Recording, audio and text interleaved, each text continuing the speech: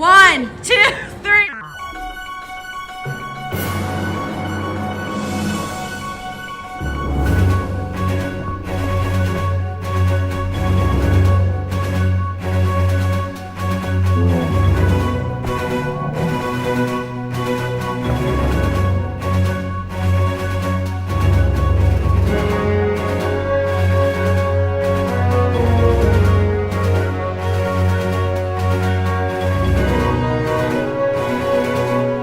For those of you who don't know, our topic is gravity. Gravity is the force that attracts a body towards the center of the earth or toward any other physical body having mass.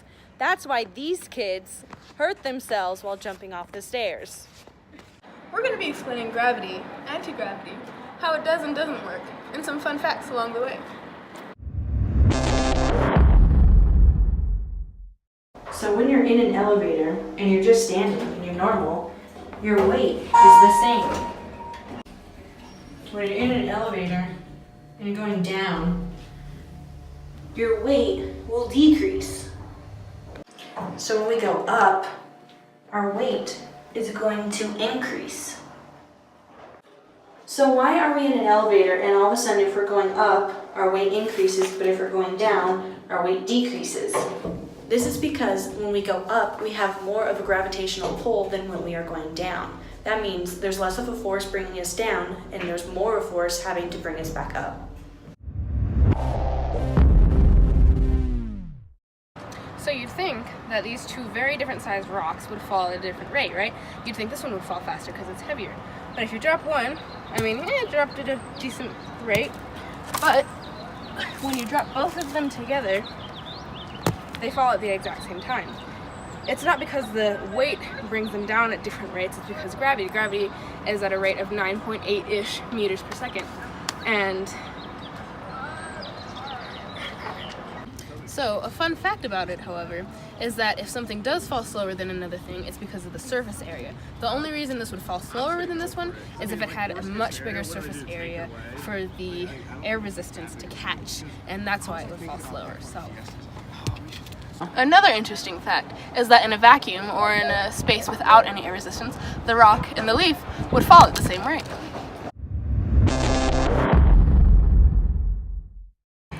So high tides and low tides are actually caused by gravity as well. They're caused by the moon.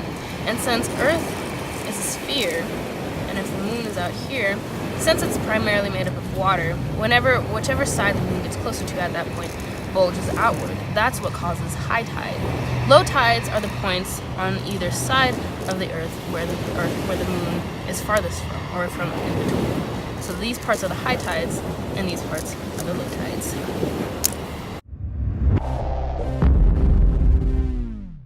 So Becky, I heard this really cool thing. It's called anti-gravity. It's fascinating, all of it is. She's wrong. Anti-gravity is not real. This dude from Finland, Dr. Edgar Polokinov, thought that he'd found it. But after countless of times, his experiments were not able to be recreated, and he was ousted from his university. Gravity as we know it affects everything. Everything that has mass has gravity. Thus, there can't be a physical object that would repel in such a way to create anti-gravity. You're wrong!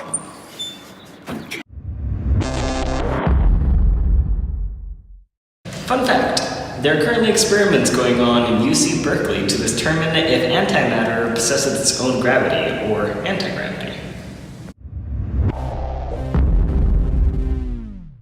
The main reason that gravity is important is because it keeps the planets orbiting around the sun. It also keeps the moon orbiting around the Earth. Like we mentioned before, if the moon wasn't orbiting around the Earth, then we wouldn't have things like ocean tides. And like we discussed before, anti-gravity isn't real. Gravity affects everything on Earth and nothing repels it. We need gravity because it's important. And let's just say that things would go very badly if we didn't have it.